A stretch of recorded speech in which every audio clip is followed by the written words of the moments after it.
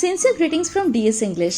This is Deepmala Sharma और आज के इस वीडियो में हम डिस्कस करने वाले हैं most important multiple choice questions based on the poem my mother at 66 for the students of class 12। लेकिन इससे पहले कि मैं आज की वीडियो स्टार्ट करूं, let me tell you one important thing कि इस पोएम से रिलेटेड माय मदर एट 66 पर 2 वीडियोस मैं ऑलरेडी अपलोड कर चुकी हूँ अपने इसी चैनल डीएस इंग्लिश पर, जिसमें से एक वीडियो में तो मैंने पोएम की एक्सप्लेनेशन प्रोवाइड की है आपको एंड दूसरी वीडियो में एनसीईआरटी की जो हमारी बुक है उसके सभी क्वेश्चन आंसर्स की स्लाइड्स मैंने आपको प्रोवाइड की हैं। तो आप उन दोनों वीडियोस को भी जरूर देख लेना, लिंक आपको इस वीडियो के डिस्क्रिप्शन बॉक्स में भी मिल जाएगा। तो चलिए without any further delay start करते हैं MCQs on my mother at 66.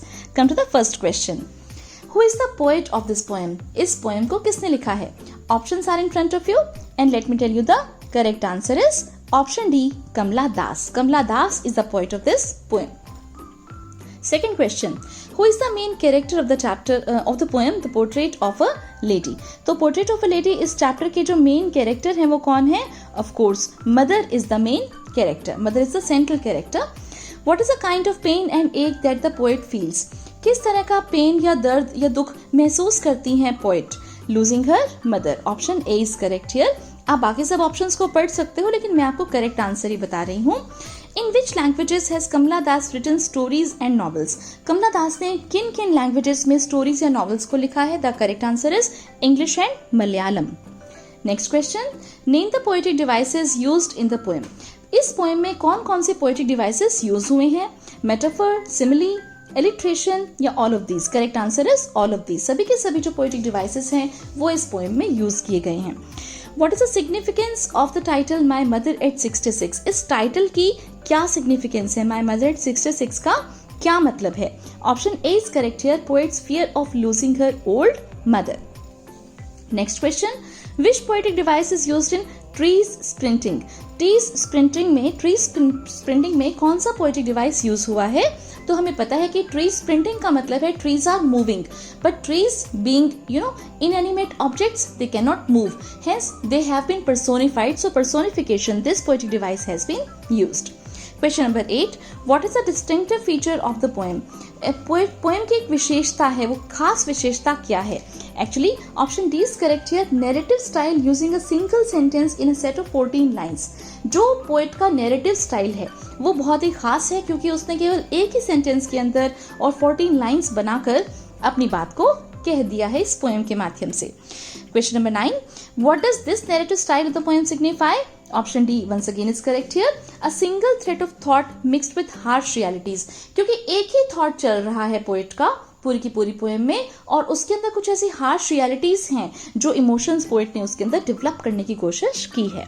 Next question, what is the main idea of the poem? Poem का मेन आइडिया क्या है? Painful old age. मैंने आपको बताया है पोएम के एक्सप्लेनेशन में भी कि एजिंग जो है वो पोएम का मेन थीम है। What did the poet realise with pain? Poet जो है वो दुख के साथ क्या रियलाइज करती हैं? Her mother's appearance like a corpse. Option A is correct here. Next question, what is the familiar one? Her childhood fear of losing her mother is the familiar one. Next question, who lives at Cochin? Cochin में कौन रहता है? कोचीन में रहती हैं poet. Next question, what does ashen face signify? Ashen face का मतलब यहाँ पर क्या है? Pale and lifeless face of poets mother. What does the poet notice outside the car? Poet जो है वो कार के बाहर क्या नोटिस कर रही है? Option A is correct here, sprinting trees and running children. What do the parting words see you soon Amma signify? Option B is correct here, her optimistic farewell full of cheerfulness. What does the poet smile signify in the poem? Poet की जो smile है वो क्या signify करती है poem में? Her assurance to mother and helplessness inside. वो assure करना चाहती है उस ओल्ड लेडी को कि वो अभी और भी जिएंगी, एंड साथ के साथ जो पोएट है वो अंदर से बहुत दुखी है। She wants to hide her emotions on one side, but on the other side she wants to give assurance to the old lady that she will live longer life. What is the universality of the theme of the poem? जो poem का theme है उसकी universality क्या है? देखिए option A is correct here, that death is a truth.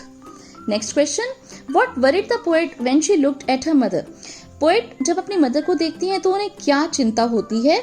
Her declining age. Why did the poet look at her mother again? दोबारा से poet अपनी mother को क्यों देखती हैं? Because of fear and insecurity. She is quite fearful and she is quite insecure about the well-being of her mother. Why has the poet used the imagery of married children spilling out of their homes to show hope and happiness in children? Poet ने क्यों use की है married children spilling out of their homes, ये वाली simile? Okay ये इसलिए use की है इमेजरी ताकि वो होप को दिखाती है एंड साथ के साथ हैप्पीनेस को दिखाती है जो कि उसे बच्चों में दिखाई दे रही है. Which rhyming scheme is used in the poem? Poem के अंदर कौन सी राइमिंग स्कीम यूज की है? देखिए पोएम में एक्चुअली कोई भी राइम स्कीम नहीं है, hence the poem is written in free verse. Next question, quote an example of a simile used in the poem. Poem में से हमें सिमिली का एग्जाम्पल जो है उसे कोट करना है. दरअसल ये 4 यहाँ पर ऑप्शंस हैं आपके सामने, इनमें से करेक्ट ऑप्शन आपको ढूंढना है. तो आपको पता ही है कि सिमिली जो है हम तब यूज करते हैं जब ये 2 वर्ड्स हमारे पास हों, एज और लाइक, राइट. तो यहाँ पर लाइक वर्ड यूज हुआ है, तो hence simile is used in this option B, like that of a corpse. Quote an example of a metaphor used in the poem. इनमें से हमें मेटाफर का एग्जाम्पल ढूंढ निकालना है. The option B is correct here. Trees sprinting the merry children spilling out of their homes is the right answer. Quote an example of alliteration used in the poem. Alliteration का example हमें ढूंढ निकालना है poem में से. देखिए इन सभी options में से कहीं भी एलिट्रेशन नहीं है. एलिट्रेशन का मतलब होता है repetition of consonant sounds. Okay, closely connected words में जब कॉन्सोनेंट साउंड रिपीट हो, व्यंजन की जो आवाज है वो बार बार आए, like ashen, smile and smile, Friday morning या none of these is the right answer. यहाँ पर बच्चे कंफ्यूज हो सकते हैं कि मैम स्माइल एंड स्माइल सभी की सभी आवाजें रिपीट हो रही हैं, कॉन्सोनेंट साउंड भी है ये सब. लेकिन बेटा यहाँ पर मैं आपको ये बताना चाहूंगी कि यहाँ पर कॉन्सोनेंट साउंड नहीं, ये के हिसाब से हम एलिट्रेशन नहीं लेंगे, बल्कि यहाँ पर रेपिटेशन जो है इस फिगर ऑफ स्पीच को यूज किया है पोएट ने. एंड रेपिटेशन क्यों यूज किया है ये आप मेरी एक्सप्लेनेटरी वीडियो में भी जानते होंगे अगर आपने देखा होगा तो, कि रेपिटेशन यहाँ पर यूज किया है टू ले एम्फेसिस. ओके, फोर्स देना चाहती हैं पोएट, एक बात के ऊपर जोर डालकर कहना चाहती हैं कि शी स्माइल्ड एंड स्माइल्ड. क्यों स्माइल कर रही हैं? Yes, of course, she wants to give assurance of life to the old lady, and of course, she wants to hide her own pain. Okay, by smiling face. So she smiles and smiles and smiles. तो ये जो है यहाँ पर highlight हुआ है, repetition use हुआ है यहाँ पर. एलिट्रेशन के हिसाब से हम इसको नहीं लेंगे, रेपिटेशन के हिसाब से लेंगे. Quote an example of personification used in the poem. तो इन सब ऑप्शंस में से हमें देखना है कि पर्सोनिफिकेशन का कौन सा एग्जाम्पल है. Option A, sprinting trees is correct here. Why does the poet feel scared? Poet जो है वो डरी हुई क्यों है? Because of her mother's deteriorating health. Option D is correct here. Next question, why does the poet feel parted, upset and sad? जो poet है वो बिल्कुल अपने आप को अलग से महसूस करती हैं, उदास महसूस करती हैं. तो क्या कारण है इसके पीछे? Because of her duty towards mother and her own needs. Next question, what is the tone of the poem towards the end? जब हम पोएम के एंड में जाते हैं तो पोएम की जो टोन है वो कैसी हमें मिलती है? देखिए पोएम के एंड की अगर बात करें तो जो पोएम है वो चीयरफुल है, क्योंकि यहाँ पर पोएट जो है वो काफी खुश दिखाई दे रही हैं. What does the narrative single sentence style of the poem highlight? देखिए एक ही सेंटेंस के अंदर पूरी की पूरी पोएम को लिखा गया है, तो इससे क्या हाईलाइट हो रहा है? पोएट्स इंटरट्विनिंग थॉट्स, कि पोएट की जो थॉट्स हैं वो काफी एक दूसरे में घुल मिल गए हैं. एक जगह तो पोएट काफी दुखी हो जाती हैं, फिर अपने दुख को कम करने के लिए पोएट बाहर देखती हैं, वो खुश होने की कोशिश करती हैं, तो कहीं सैडनेस दिखाई देती है हमें और कहीं हैप्पीनेस दिखाई देती है. तो ये सब मिक्स चीजें चल रही हैं. What is a poem revolve around? Poem जो है वो किस थीम के चारों ओर घूम रही है? एक बार ऑप्शंस देख लीजिए. Poet's fears, poet's love for a mother, theme of old age या all of these. All of these is the correct answer है, क्योंकि ये सभी के सभी थीम हमें पोएम में दिखाई देते हैं. पोएट फियरफुल भी है, because of a mother she is scared. Poets love for a mother भी इसमें शो हो रहा है, और थीम ऑफ ओल्ड एज तो इसके अंदर है ही main theme. Next question, what question arises from the complexity of the situation in the poem? अब जो पोएम की सिचुएशन है वो काफ़ी कॉम्प्लेक्स हो गई है, बहुत ही मुश्किल सी एक सिचुएशन पोएट के सामने पैदा हो जाती है. तो यहाँ पर इससे हमें क्या समझ में आता है? ये क्वेश्चन अराइज करता है कि how to strike a balance between duties and responsibilities. Next question, how is the imagery of young trees and merry children a contrast to the mother? Option D is correct here.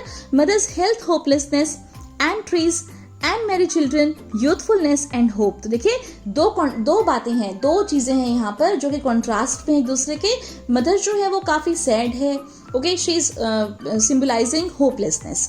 लेकिन जो trees हैं या जो children है, they symbolise youthfulness and moreover hopefulness. Next question. What does the expression smile and smile signify? Poet's desperate efforts to hide her fears. It signifies कि smile and smile ये क्या signify करता है, किस चीज की महत्ता बताता है कि पोएट बहुत ज्यादा कोशिश कर रही है अपने fears को छुपाने की. What was the expression of the poet's face while parting from her mother? जब पोएट अपनी मदर से दूर जा रही हैं तो उनके फेस का जो एक्सप्रेशन है वो कैसा है. अब यहाँ पर आप सैड मत कर देना, यहाँ पर भी ऑप्शन डी करेक्ट है क्योंकि शी स्माइलिंग. ओके, जिस समय वो दूर हो रही हैं तो एट दैट टाइम उसके फेस का क्या एक्सप्रेशन है, हम एक्सप्रेशन की बात कर रहे हैं, उसके इमोशन की बात नहीं कर रहे, तो यहाँ पर she is smiling. Whose house the poet was living? किनका घर छोड़कर जा रही थी? Of course her parents' house. Option D is correct. What was the poet's childhood fear? Poet के बचपन का डर क्या है? Losing her mother, कि अपनी मदर को कहीं वो खो ना दे. What were the words she used while parting from her mother? जब पोएट अपनी मदर से दूर होती हैं तो वो कौन से वर्ड्स यूज करती हैं? See you soon, अम्मा. Right? See you soon, अम्मा. Last question. What pangs did she feel when she looked at her mother? किस तरह का दर्द महसूस करती है poet? Pangs of Heartect. Okay, तो उन्हें उनका दिल काफी दुखी है. She is feeling quite sad. And with this, we come to an end of this very important video for the students of class 12. If you liked it video and found it helpful, please hit the like button and subscribe to my channel for more such informative and educational videos. See you in the next video. Till then, bye-bye.